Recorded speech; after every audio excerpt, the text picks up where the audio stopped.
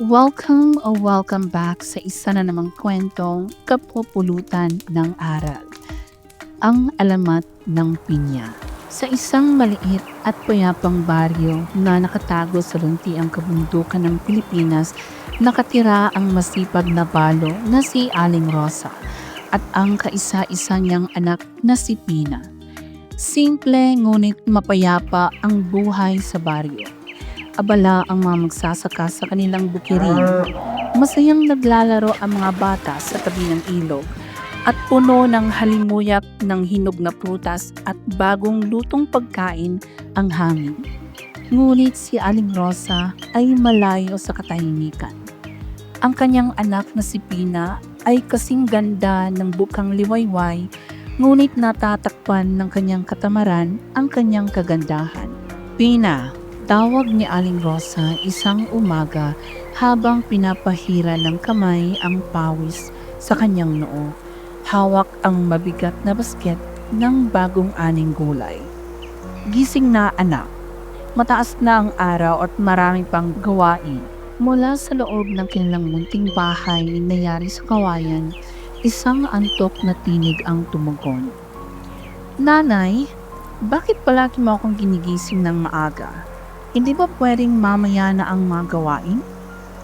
Nag-inat si Pina at napabuntong hininga na para bang abala lamang sa kanya ang pakiusap ng ina.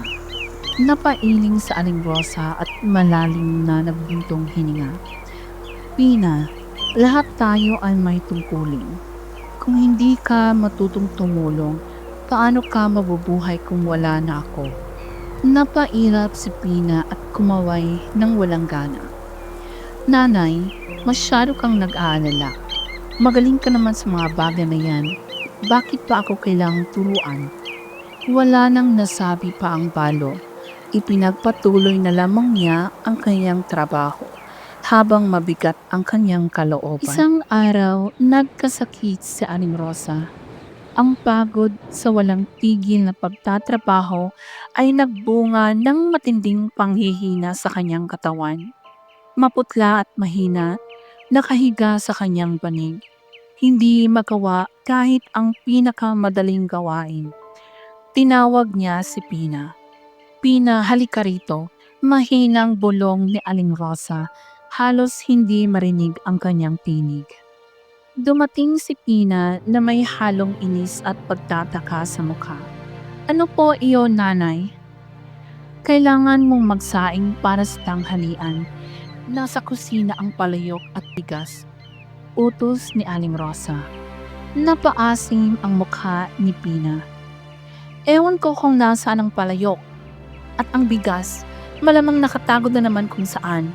Lagi mo kasing inilalagay sa kung saan-saan ang mga gamit. Pinilit ni Aling Rosa na sumagot sa kabila ng panghihina. Pina, idilat mo ang iyong mga mata at magmasid ng maigi. Nandyan lang ang lahat ng kailangan mo. Ngunit matigas pa rin ang ulo ni Pina. Padabog siyang tumapak sa sahig.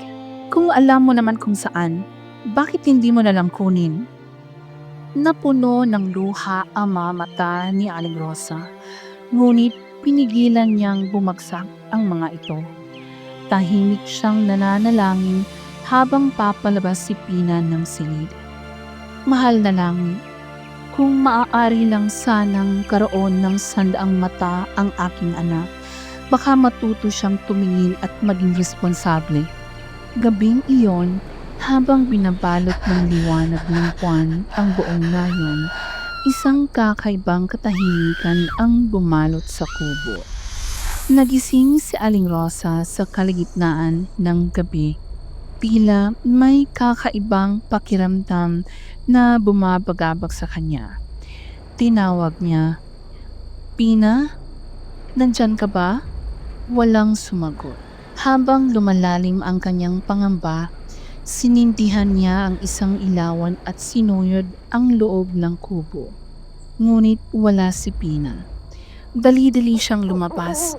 Tinawag ang pangalan ng anak sa tahimik na gabi. Pina, nasaan ka? Bumalik ka na.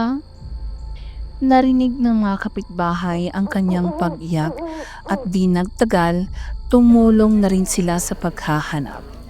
Pagsapit ng bukang liwayway, napadpad sa Aling Rosa sa kanyang hardin at doon, isang pambihirang tanawin ang bumungad sa kanya. Sa gitna ng kanyang bakuran ay may isang kakaibang halaman na noon niya lang nakita. Ang mahahaba at matutulis nitong dahon ay pumapalibot sa isang prutas na hindi pangkaraniwan. Ang ginintoang balat nito ay nababalot ng napakaraming maliliit at bilog na mata. Napasinghap si Aling Rosa at napaluhod. "Pina, ikaw ba yan?" bulong niya. Nanginginig ang tinig. Sa kaibuturan ng kanyang puso, alam niyang ito ang kasagutan sa kanyang panalangin. Nagtipon ang mga taga-nayon, nag-uusap-usap sa paghanga at habag. "Napakahimalang prutas," sabi ng isa. "Isa itong tanda," dagdag ng iba. "Isang paalala sa ating lahat tungkol sa halaga ng sipag at pagiging masinop." Tinawag nilang pinya ang prutas bilang alaala kay Pina at sa paglipas ng panahon, nakilala ito bilang pinya. Kung nakarating ka na hanggang dito, hinihiling namin na i-click mo ang like button at tulungan kaming maabot ang aming goal na 1,000 subscribers. Napakalaking bagay na inyong suporta para sa amin at lubos kaming nagpapasalamat sa inyo. Maraming salamat. Mula noong araw na iyon, inalagaan ni Aling Rosa ang halaman na parang sarili niyang anak. Dinidiligan niya ito, kinakausap, at madalas niyang natatagpo ang lumuluha habang hinahaplos ang magaspang nitong balat. "Kung nagmulat ka lang sana ng iyong mga mata ng mas maaga, aking mahal na Pina," wika niya. Marahil ay naging iba ang lahat. Namulaklak ang halamang pinya sa baryo at ang bunga nito ay naging paborito ng mga tao. Ang kakaibang anyo at matamis nitong lasa ay nagdala ng isang mapait ngunit mahalagang aral tungkol sa sipag, pagmamahal at panghihinayang. Ikinuwento ng mga magulang sa kanilang mga anak ang alamat ni Pina. Hinihimok silang matuto mula sa kanyang kapalaran. Samantala, si Aling Rosa ay ginugol ang nalalabi niyang buhay sa pag-aalaga ng kanyang hardin. Nakatagpo ng aliw sa paniniwalang ang pagbabagong sinapit ni Pina ay isang pagkakataon upang matulungan siyang ipaunawa sa iba ang kahalagahan ng pagbubukas ng kanilang mga mata at puso sa mundo.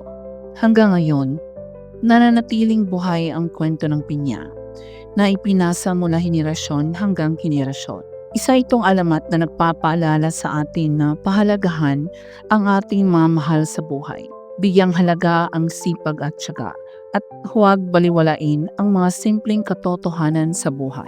At sa tuwing may nagtatanggal ng balat ng isang pinya at lumilitaw ang di mabilang itong mata, naaalala nila ang aral ni Pina na laging maging mapanuri at makita ang kagandahan at mga responsibilidad na nasa ating paligid. Kung nagustuhan mo ang paglalakbay na ito sa mundo ng alamat ng Pilipinas at nais mong matuto pa tungkol sa mga kahangahangang kwentong tulad nito, inaanyayahan ka naming mag-subscribe sa aming channel.